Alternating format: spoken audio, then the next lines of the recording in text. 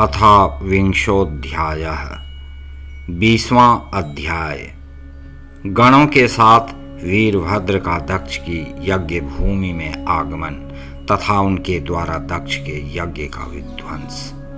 वायु बोले, इसके पश्चात वीरभद्र ने विष्णु के नेतृत्व वाले तेजस्वी देवगणों से युक्त उस महायज्ञ को देखा जो चित्र विचित्र ध्वजाओं से सुशोभित था, जहाँ सीधे सीधे श्रेष्ठ कुश बिछे हुए थे। भली भांति अग्नि प्रज्वलित हो रही थी जो चमकते हुए स्वर्णमय यज्ञ पात्रों से अलंकृत था तथा जिसमें यथोचित कर्म करने वाले यज्ञ कुशल ऋषियों के द्वारा वेद विहित रीति से भली भांति विविध यज्ञ कृत्यों का संचालन हो रहा था, जो हजारों देवांगनाओं एवं अप्सराओं से समन्वित था, वेणु वीणा की ध्वनियों से गुंजित था तथा वेद घोषों से मानो अभिवृद्धि को प्राप्त हो रहा था। दक्ष के यज्ञ को देखकर वीर तथा प्रतापी वीरभद्र ने गंभीर मेघ के समान सिंहनाद किया। यज्ञ भूमि में गणेश्वरों के द्वारा किया जाता हुआ किलकिलाहट भरा वह महानाद मानो आकाश को परिपूर्ण सा कर रहा था और सागर के घोष को तिरस्कृत सा कर रहा था। उस महान शब्द से आक्रांत हुए सभी देवगण भय से व्याकुल हो चारों ओर भागने लगे। उनके वस्त्र एवं आभूषण खिसक गए। उस समय देवगण अत्यधिक संक्षुब्ध हो आपस में बार बार कहने लगे, क्या महामेरु टूट गया अथवा पृथ्वी फट रही है? यह क्या हो गया? यह क्या हो गया? जिस प्रकार गहन वन में सिंहों का नाद सुनकर हाथी व्याकुल हो जाते हैं, उसी तरह उन शब्दों को सुनकर कुछ लोग भय से प्राण त्यागने लगे।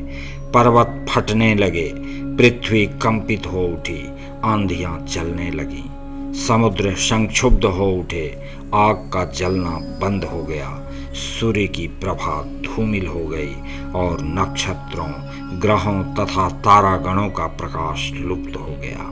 उसी समय भगवान वीरभद्र अपने गणों एवं भद्रकाली के साथ उस समुज्ज्वल यज्ञ स्थल में पहुंचे। उन्हें देखकर दक्ष भयभीत होते हुए भी दृढ़ की भांति बैठे रहे और क्रोधित होकर यह वचन कहने लगे, आप कौन हैं और यहाँ क्या चाहते हैं? उस दुरात्मा दक्ष के वचन को सुनकर मेघ के समान गंभीर गर्जना करने वाले महातेजस्वी वीरभद्र ने दक्ष, देवताओं तथा ऋत्विजों की ओर देखकर हंसते हुए अर्थपूर्ण सर्वथा सुस्पष्ट एवं उचित वचन कहा। वीरभद्र बोले, हम सब अमित तेजस्वी भगवान रुद्र के अनुचर हैं और अपने भाग की कामना से यहाँ आए हैं, अतः आप हमारा भाग दीजिए।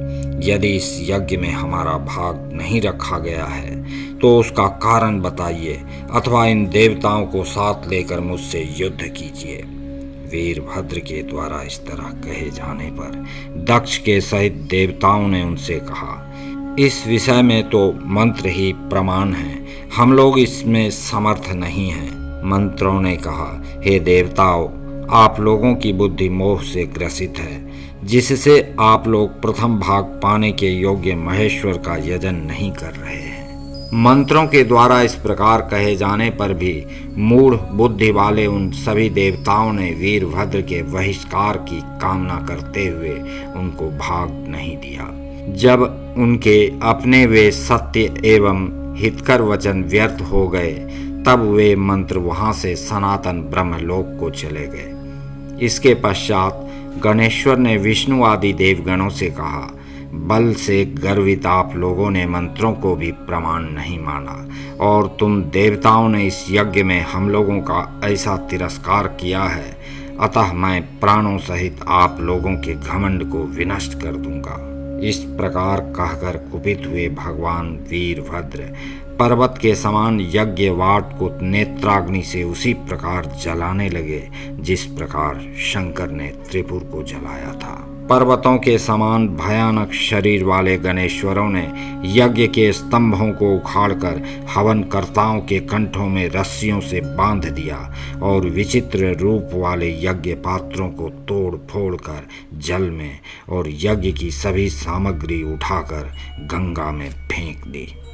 वहाँ पर जो दिव्य अन्नपान की पहाड़ जैसी राशियाँ थीं, अमृत के समान मधुर दूध की नदियाँ, स्निग्ध दधी की राशियाँ, अनेक प्रकार के फलों के गूदे, सुगंधित भोज्य पदार्थ, रसमय पान सामग्री, लेह्य पदार्थ एवं चोष्य पदार्थ थे, उन्हें वे वीर खाने लगे, मुखों में डालने लगे और फेंकने लगे। वीरभद्र के शरीर से उत्पन्न बलवान वीर वज्र, चक्र, महाशूल, शक्ति, पाश, पट्टिश, मूसल, खड्ग, टंक, भिंदीपाल तथा फरसों से लोकपालादि सभी उद्धत देवताओं पर प्रहार करने लगे। इस तरह गणेश्वरों के छेदन करो, भेदन करो, फेंक दो, शीघ्र मारो, काटो, चूर्ण करो, छीन लो, प्रहार करो, उखाड़ दो, फाड़ दो आदि कानों को शंकु की भांति पीड़ा देने वाले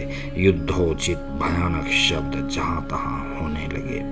कोई आंखों से घूर रहा था तो किसी ने अपने दांतों से ओठ और तालुओं को काट लिया। वे श्रेष्ठगण आश्रमों में स्थित तपस्वियों को खींच खींच कर पीटने लगे और श्रुवों को छीनते हुए तथा अग्नियों को जल राशि में डालते हुए, कलशों को फोड़ते हुए, मणि निर्मित वेदियों को नष्ट करते हुए, बारंबार गाते हुए, गरजते हुए, हंसते हुए तथा आसव की भांति रक्त को पीते हुए नाचने लगे। श्रेष्ठ वृषभ, गजराज एवं सिंह के समान बल वाले और अप्रतिम प्रभाव वाले गणेश्वरों ने इंद्र सहित सभी देवताओं को रौंदकर रोमांचित कर देने वाली अनेक भयानक चेष्टाएं की। कोई प्रमथ आह्लादित हो रहे थे, कोई प्रहार करते, कोई दौड़ते, कोई प्रलाप करते, कोई नाचते, कोई हंसते और कोई बलपूर्वक उछलते कूदते थे। कोई भयंकर प्रमथगण जल से समन्वित बादलों को पकड़ने की इच्छा कर रहे थे, तो कोई सूर्य को पकड़ने के लिए उछल रहे थे और कोई आकाश में स्थित होकर पवन के साथ उड़ने की इच्छा कर रहे थे। कोई प्रमथगण श्रेष्ठ आयुधों को कौतूहलवश पकड़ ले रहे थे, जैसे बड़े बड़े सर्पों को गरुड़ पकड़ लेते हैं, और कोई पर्वत शिखर के सदृश प्रमथगण देवताओं को दौड़ाते हुए आकाश में विचरण कर रहे थे।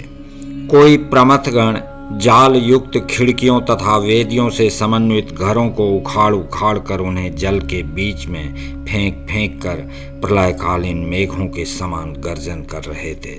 उस समय विलाप करते हुए लोग कह रहे थे, अहो दुख का विषय है कि किवाड़ों तथा दीवारों वाला और ध्वस्त किए गए प्रकोष्ठों, खिड़कियों एवं कंगूरों वाला यह यज्ञ स्थल अप्रामाणिक तथा असत्य कथन की भांति विनष्ट हुआ जा रहा है। उस समय विध्वस्त किए जा रहे घरों में स्थित स्त्रियां हा नाथ, हा तात, हा पिता, हा पुत्र, हा भ्राता, हा मेरी माता, हा मातुल आदि दैन्य सूचक शब्दों को बार बार बोल रही थीं।